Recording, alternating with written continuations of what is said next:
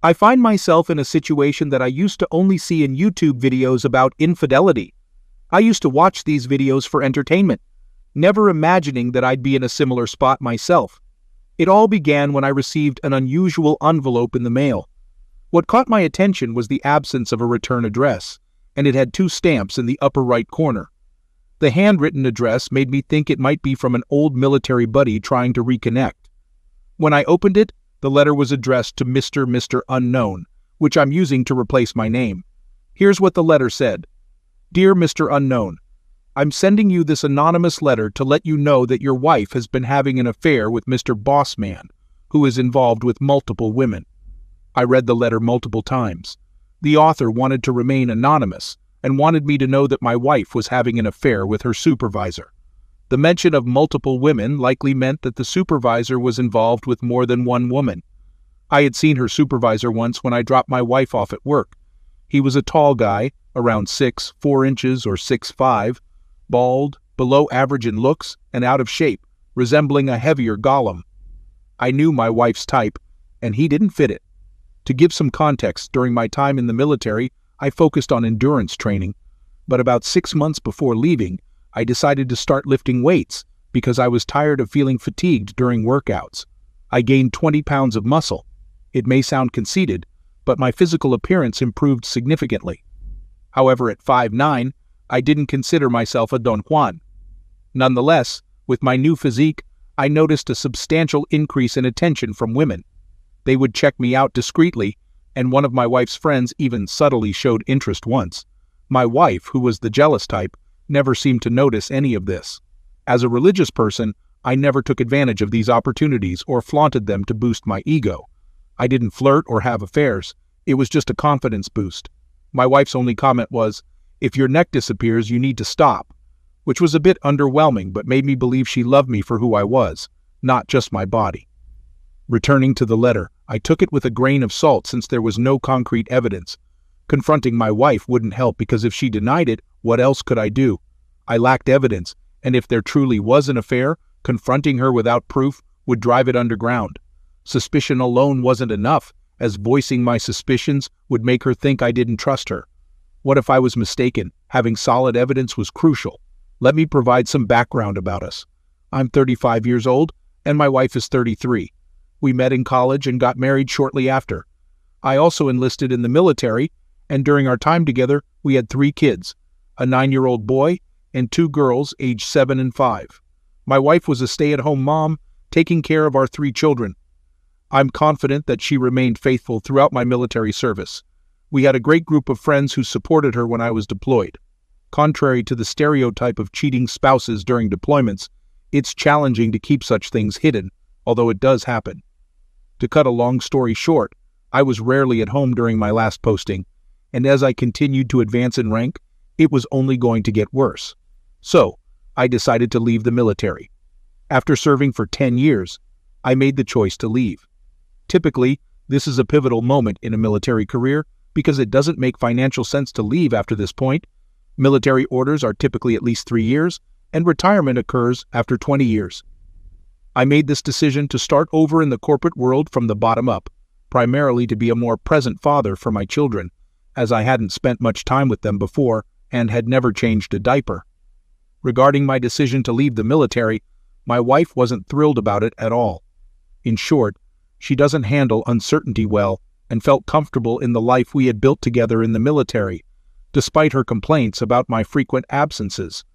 Now that I'm no longer in the military, she presented me with a long list of demands regarding where we should live, how much money I needed to earn, and other factors to make her feel comfortable and ensure security for her and our kids. She cried a lot during this period.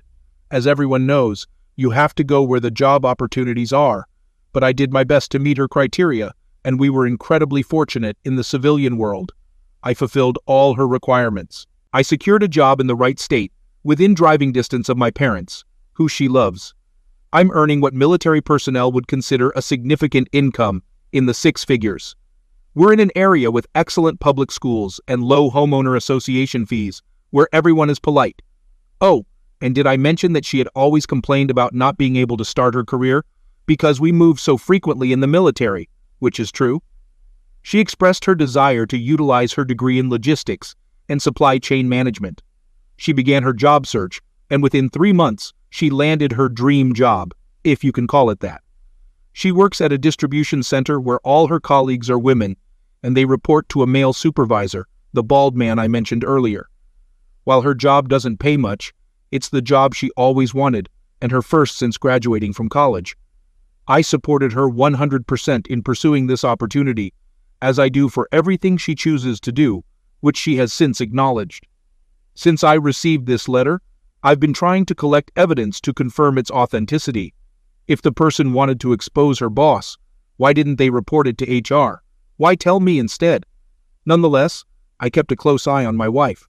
I knew her cell phone password, so I checked her messages, and I did find texts with her boss, but their conversations were pretty ordinary, and they didn't text much. That letter bothered me for almost a week, and I couldn't find any proof of my wife being unfaithful. She's been at her job for 5 months now, and the only noticeable change is that our intimacy has decreased. She's been turning down sex for the past 2 months, but I can't accuse her of cheating just because she's not in the mood. She always has excuses like her job becoming more stressful or her feeling tired. Despite searching for evidence for 2 weeks, I came up empty-handed, but I remained vigilant for any hints. I often wondered about the sender of that letter and considered it might be a prank. At one point, I almost mentioned it to my wife as a joke, but I decided against it. I was about to close that strange chapter and accept that our intimacy wouldn't be as frequent as before. However, one night, my wife talked about her job and mentioned how her female coworkers were jealous of the attention she was getting from her boss. She said they envied her because she had received the best quarterly reviews and been recognized as the Employee of the Month 3 times already, despite her relatively short time there. She was genuinely excited about the recognition, and initially, I was happy for her since she hadn't experienced a real job before. But that letter kept coming back to my mind. For some reason, her statement sparked my curiosity. I wondered, could it be that one of her coworkers is so jealous that they sent me that letter? And more importantly, why were they so envious of her recognition? While it's common for women to be jealous of each other, this seemed a bit extreme. I became suspicious again and considered hiring a private investigator to track my wife.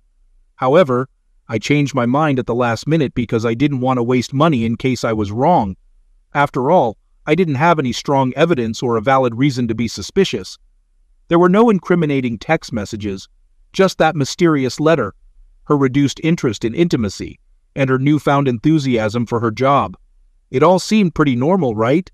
So, I decided to purchase a GPS tracker online to install in her car and monitor any unusual places she might go. The GPS tracker I bought was the type that easily fits into the OBDI port beneath the steering column. I was nervous because it's quite visible, but my wife isn't very tech-savvy. I figured I could easily come up with an excuse if she happened to notice it, especially since I often handle car maintenance. I could just tell her it's related to a fuse or something, and she'd believe me. I wouldn't really recommend this kind of GPS tracker for any covert operation, like the one I was about to undertake. It was a Friday, and I was eager to see what the GPS would reveal. At lunchtime, I noticed her car was parked in an unfamiliar location. It wasn't her workplace, the grocery store, or our kids' school. It was on the other side of town, a place we rarely visited. I decided to Google the location and discovered it was a hotel. I immediately requested permission from my boss to leave work and headed towards the GPS location, which was about 35 miles away from my job. When I was about 25 miles into the drive, with only 10 miles left to reach the location, I noticed the GPS signal was moving away from that spot. I was tracking the signal using an app on my phone. I sped up, but I could see the GPS signal heading back towards her workplace. Her car had been at that location for around 3 hours, and I had just missed her. I felt so disappointed. I got out of my car and looked around the area, trying to figure out if her car was parked at a Best Western hotel or the nearby restaurant. Another thought crossed my mind. Maybe she was out eating with her coworkers because the restaurant and hotel were next to each other. But it seemed strange for her to travel this far just for a restaurant when there were plenty of options between her workplace and that location. It's not like she was a big fan of Golden Corral, willing to drive 27 miles for a meal. That day, I returned home with numerous questions but no answers. My wife noticed that something was bothering me when I got home, but I lied and told her I had a tough day at work. I made an effort not to confront her, but I still felt like I lacked sufficient evidence to do so. Consequently, I decided it was time to hire a private investigator because I couldn't keep checking my phone and leaving work to track her down and catch her cheating. On Saturday, I spoke with a private investigator who charged $25 an hour. He wasn't a licensed investigator, but rather a person with a good camera phone whom I found on Craigslist. I agreed to pay him to follow my wife during her lunch hours. His services weren't too expensive since he only worked during those hours. The private investigator also installed a GPS tracking app on his phone, allowing him to see what I could see. I informed him about the incident involving the Best Western and Golden Corral and showed him the location. Monday through Thursday passed without any noteworthy events. Everything was routine. Then on Friday, the private investigator alerted me to some movement. He texted me that my wife was driving toward the location of the Best Western and he was tailing her. I opened the app to confirm his report. Since he knew her destination, he went ahead of her and arrived there before her. When my wife got there, she went alone into the hotel. The private investigator took photos of her entering the hotel and followed her inside. He was also aware of her boss, as I had described him, so he knew what he looked like and the car he drove. The private investigator sat in the hotel lobby and discreetly recorded my wife entering the elevator. He managed to join her in the elevator, which was a risky move as it could have blown his cover if she had seen him multiple times and recognized him. I suppose you get what you pay for.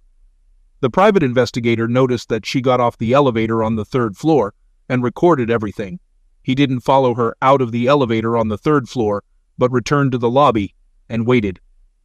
About 3 hours later, he saw her boss exit the elevator, go to the front desk, check out of the hotel, and head to his car.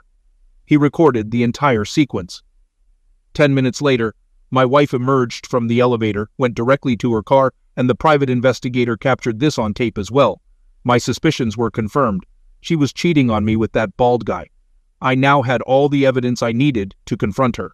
The private investigator sent me all the recordings and pictures to my Dropbox. I compiled them into one video and came home early before she did, with my laptop and the envelope I mentioned earlier in my post. If you were to inquire about my feelings at that moment, I would say I felt surprisingly calm because I had been mentally preparing myself for this exact situation. When she returned home, I summoned her to the kitchen. My laptop was on the countertop, where I had compiled the recordings into a 30-minute video that showcased her arrival at the hotel, exiting the elevator, and her boss emerging shortly after, followed by her. I presented the video to her, and within less than 2 minutes of watching, she fully comprehended its content. She turned to me with an apologetic expression and uttered, "I can explain." Tears welled up in her eyes as she repeated, "I'm sorry."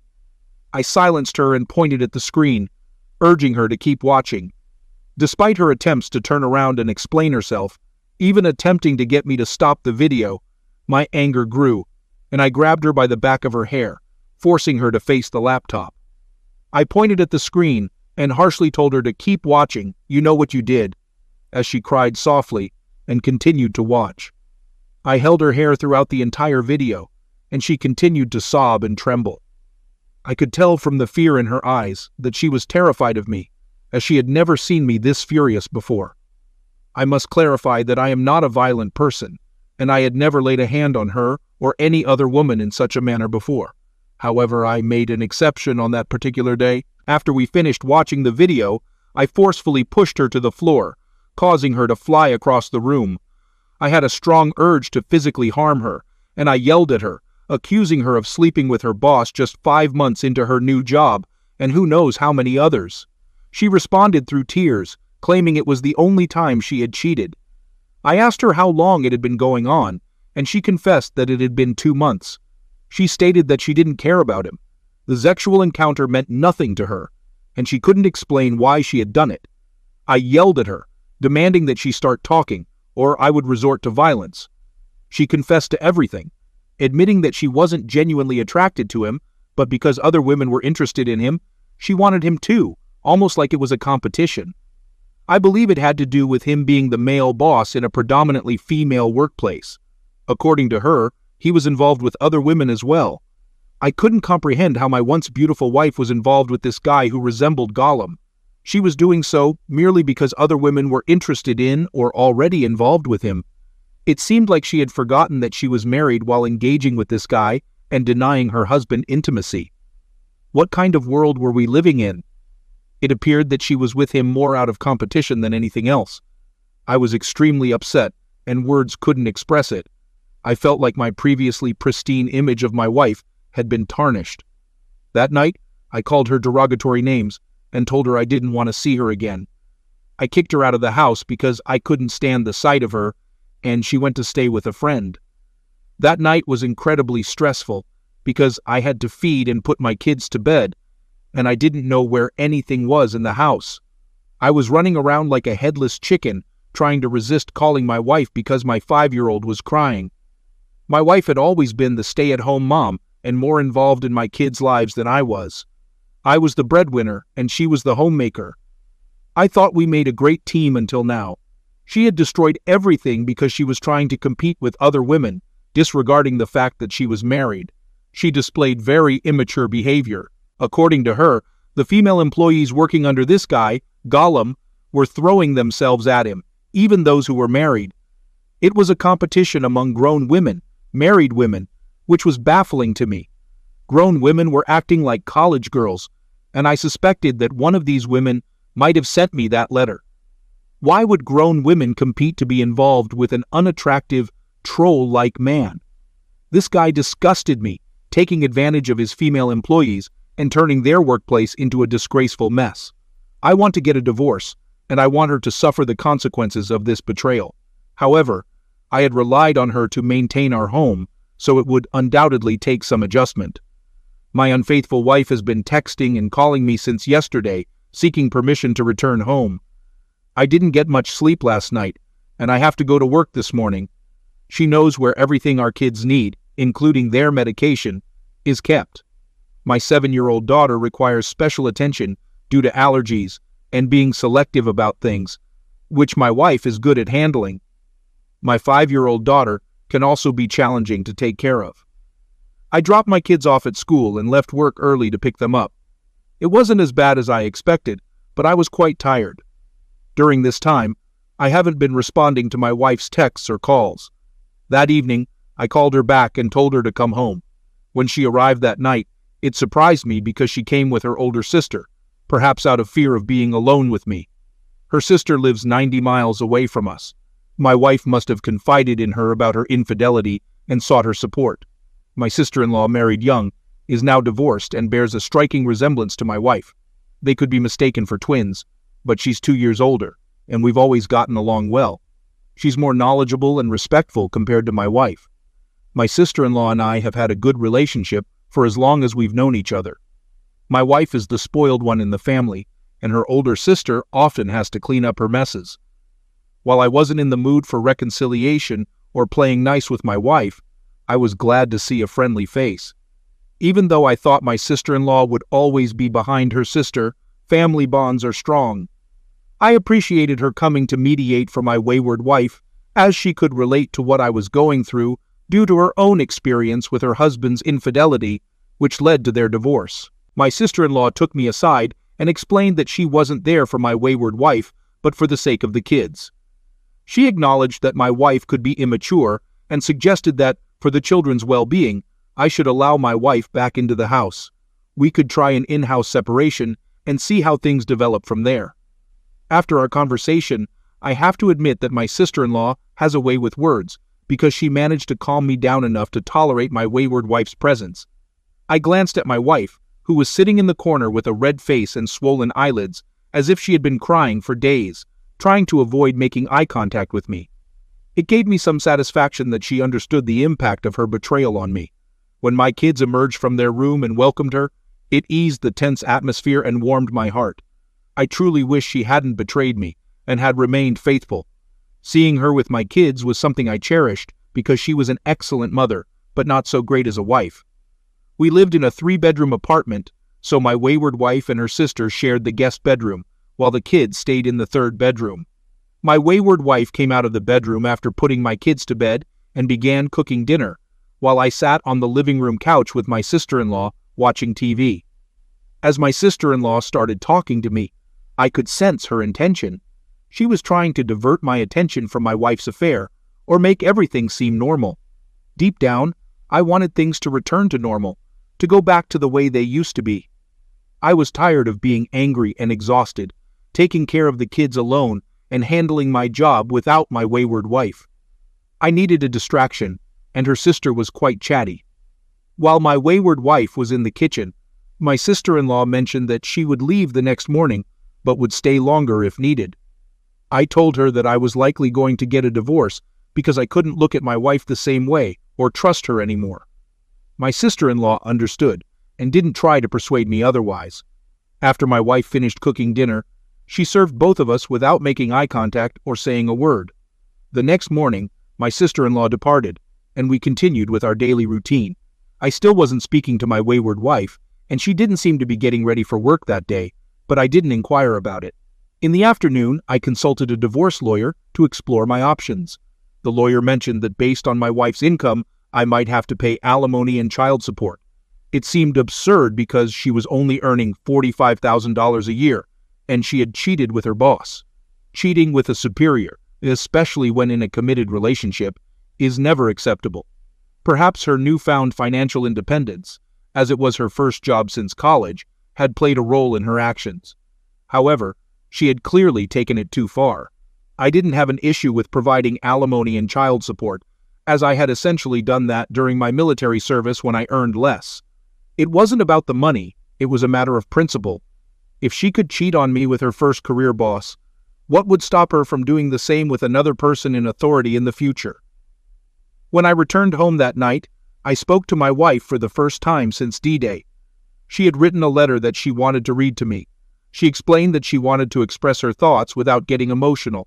As she read the letter, all she said was how sorry she was. She carefully avoided mentioning the Gollum guy and simply apologized for betraying my trust and behaving immaturely. She expressed her desire for us to stay together and her willingness to do anything to repair our marriage. Surprisingly, she also mentioned something unexpected.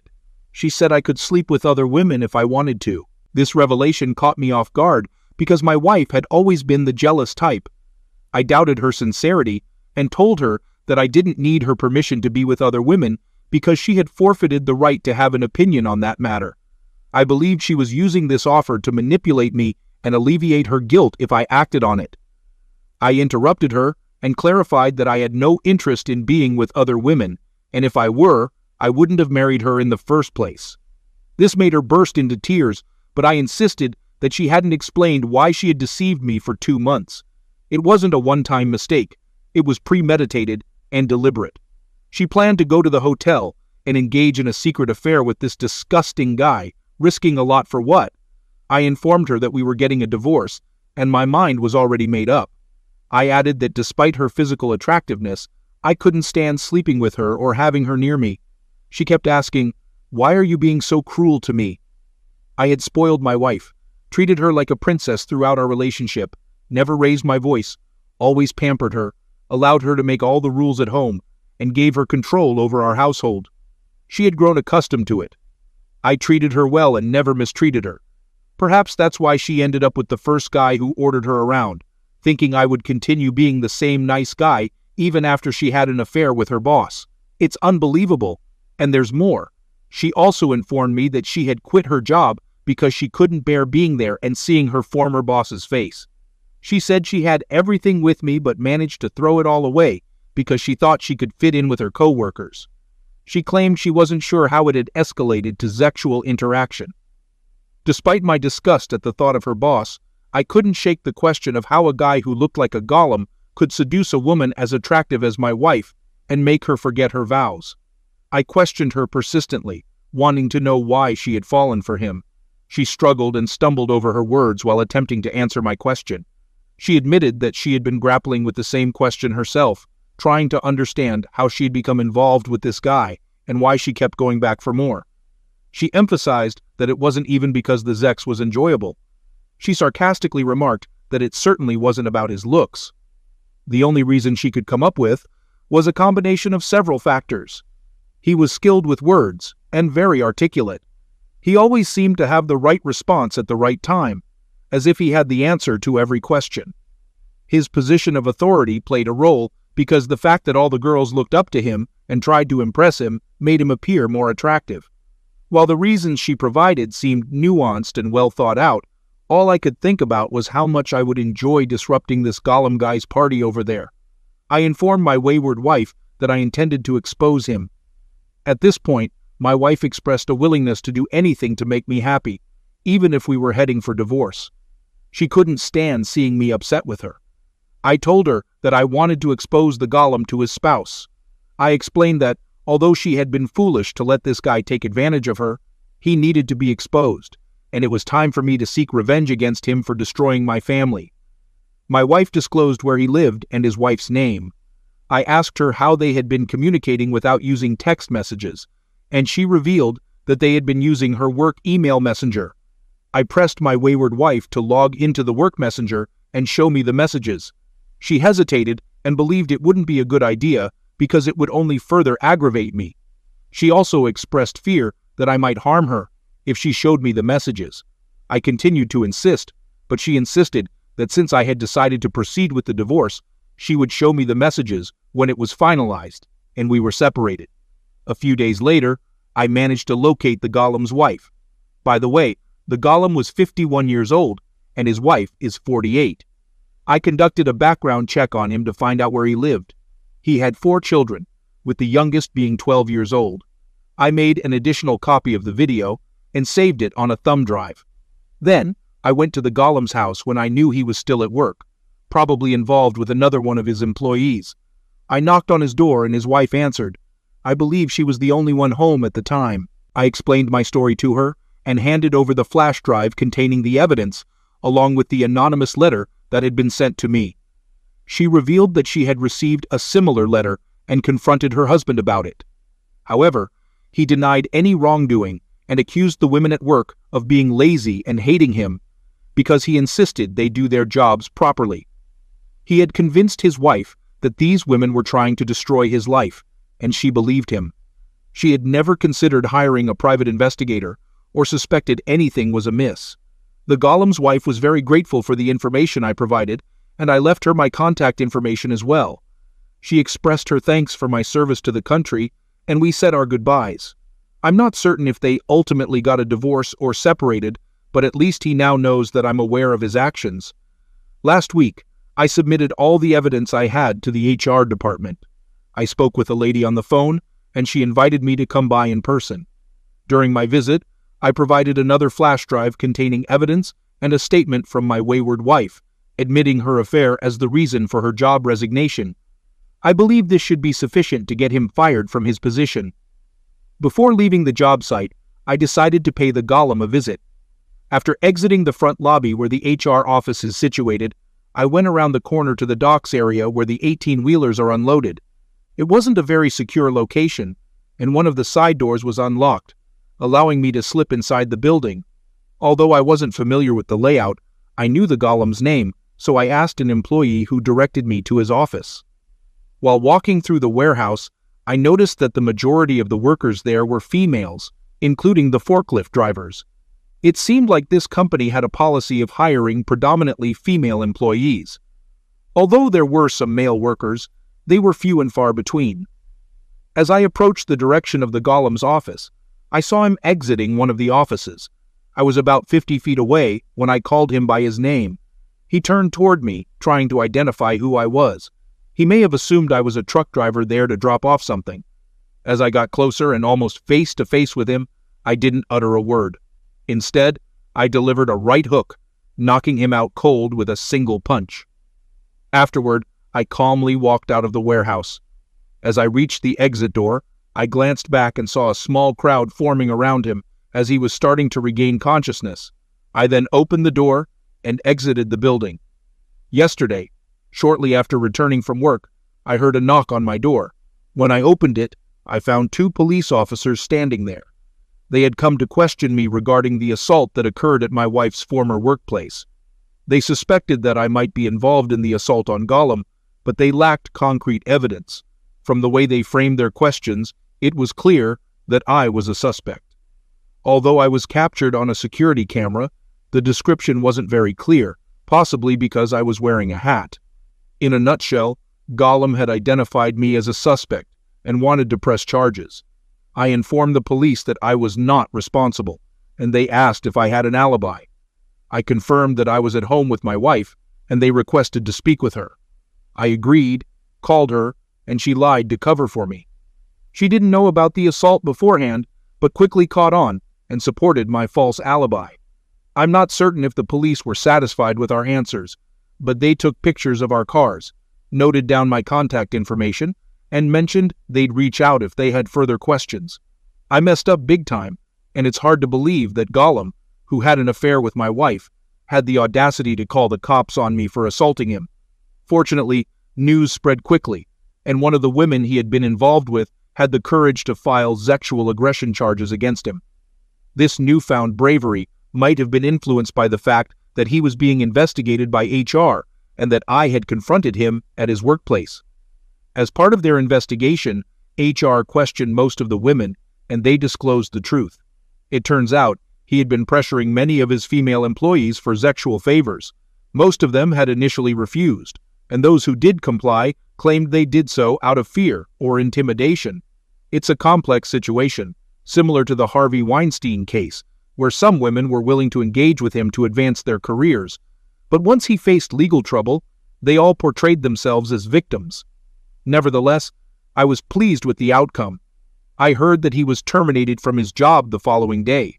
My wayward wife had kept in touch with some colleagues, so I'm not entirely sure if the story is accurate or not. A few days later, I reached out to his wife to check on her, and she informed me that they are currently separated.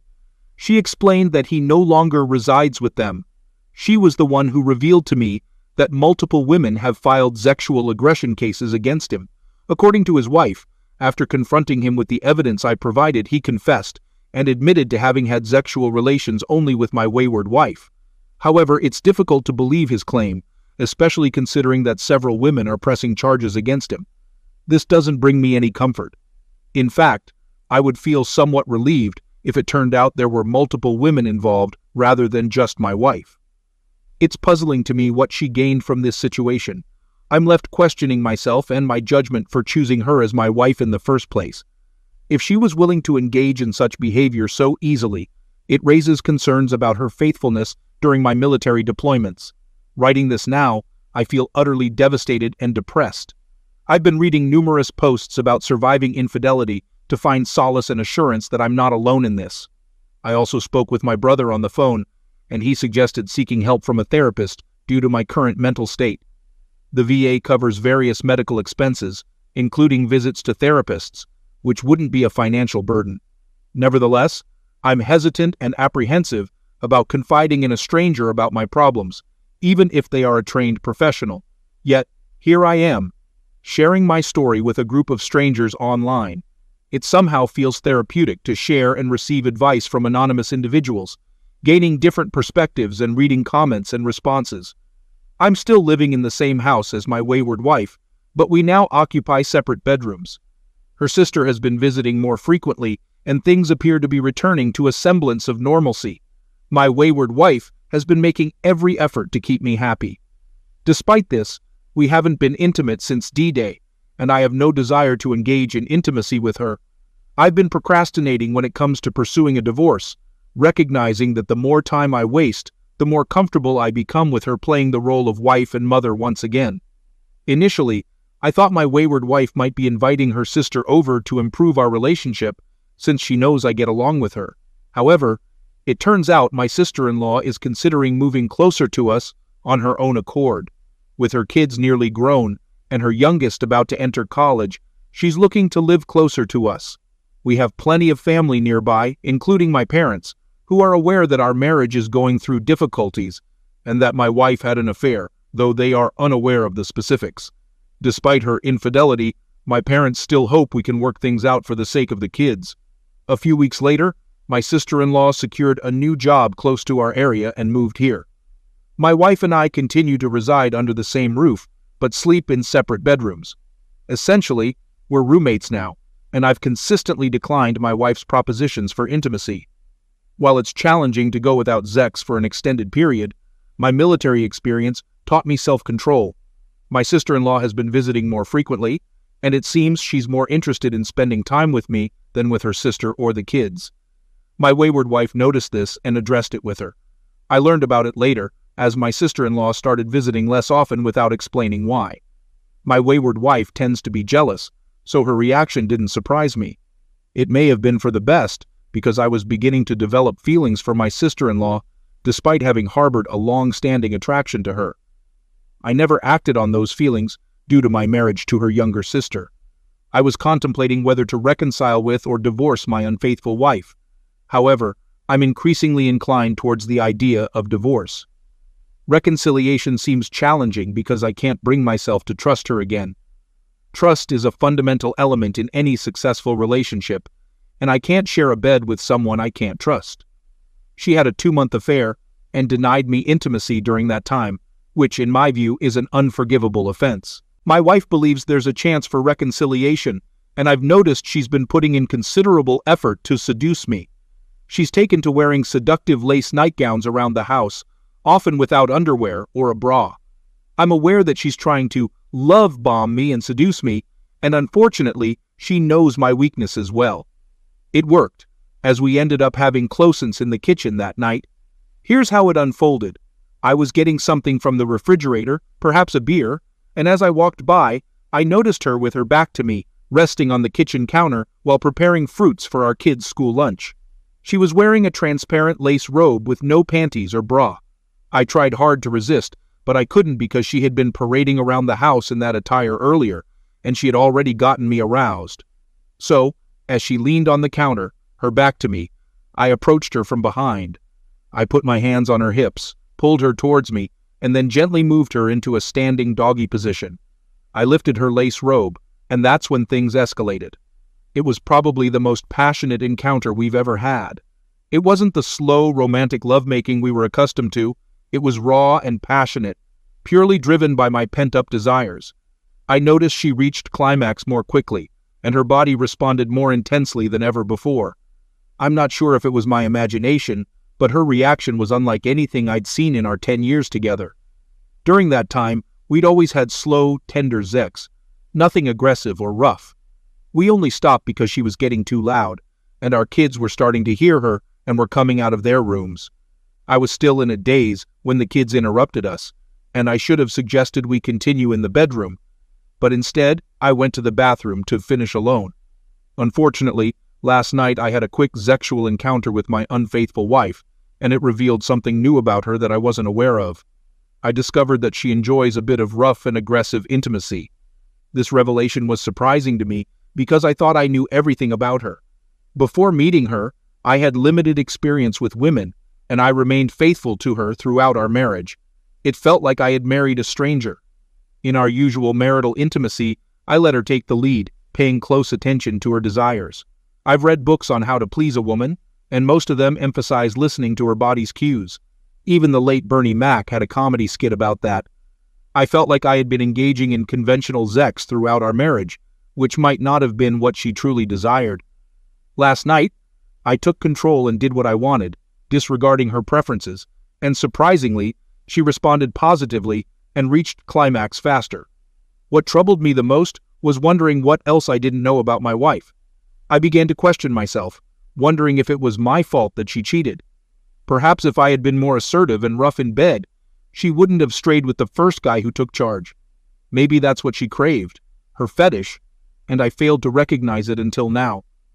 I felt like all the marriage advice I had read was either inaccurate or didn't apply to her. Last night it seemed like her body responded to my dominant approach, and my self-focus, disconnected from her desires, led to her heightened response. Maybe she enjoys being controlled, wanted someone to give her commands. I had always been taught to be polite and gentle with my wife, likely reading the same books on intimacy that my priest did. I'm starting to think that her infidelity may have been due to my ignorance about certain aspects of her desires. I really wanted some guidance on this, but I have no one to turn to for such questions. Outwardly, I may appear as the strong, aggressive military guy, trained for combat, but when it came to my unfaithful wife, I turned into Mr. Soft and gentle, letting her take control of our household and even our finances. It's becoming clear to me that I relinquished my power in this marriage, both inside and outside the bedroom. Recognizing my shortcomings is crucial because if I don't, I risk repeating these mistakes in future relationships. Even though the impromptu, intimate encounter with my unfaithful wife was a mistake, it shed light on our relationship. I now believe that because I failed to assert myself both in public and private, my wayward wife took the opportunity to explore being controlled. I couldn't help but think that this might not have been her first experience of this kind. Some individuals on this platform suggested that I should undergo STD testing and consider paternity tests for my children, which is a sensible idea. My kids strongly resemble me, so I find it hard to believe they aren't mine. I used to be confident that my wife didn't cheat on me while I was in the military, but not anymore. These past few weeks have taught me that I don't know as much as I thought I did. I mean, if I hadn't received that letter about her infidelity, she might still be involved with Gollum to this day.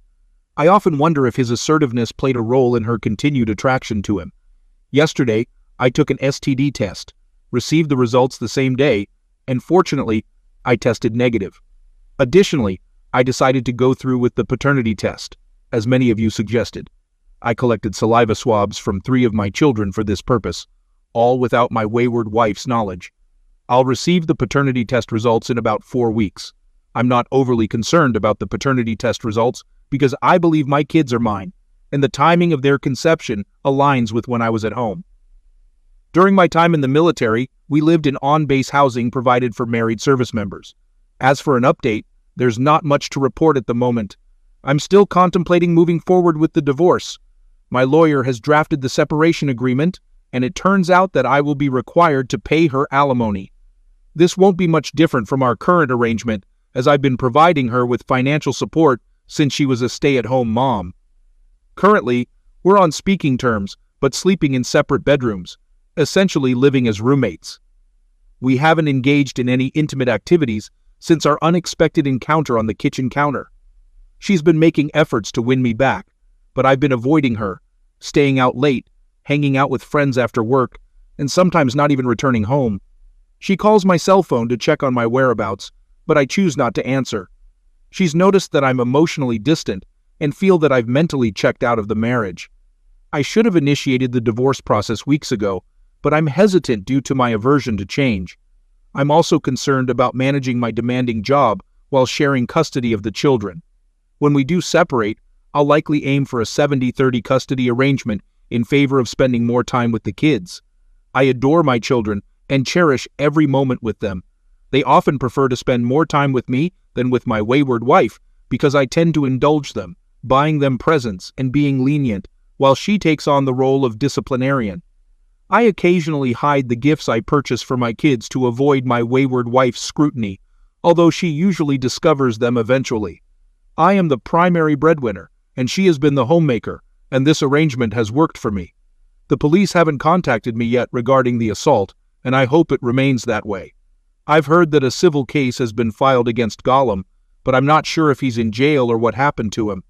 Apparently, before I intervened, none of these women thought it was a good idea to report him to the HR department for sexual aggression or a similar offense, maybe because they felt their voices wouldn't be heard. I suppose my actions of confronting and humiliating Gollum gave them the courage to stand up against him. Yesterday, I received the paternity test results, and they confirmed that all 3 kids are indeed mine. Thank goodness for that. It looks like I'll be proceeding with the divorce. As I mentioned earlier in this post, I have no qualms about financially supporting my wayward wife. I had informed her beforehand that I would be serving her with divorce papers, and she cried, but she understands there's no turning back. Despite all the embarrassment and pain she caused me, I genuinely wish her well. I have no doubt that she will find someone else soon because she's still a very attractive woman. However, it's the end of the road for both of us.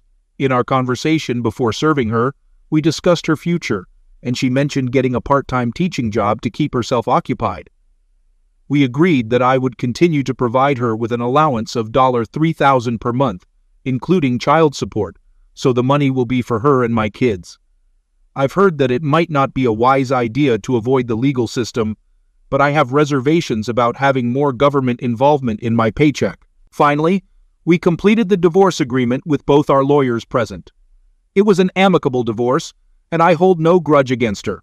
She clearly regrets her actions and took responsibility for them.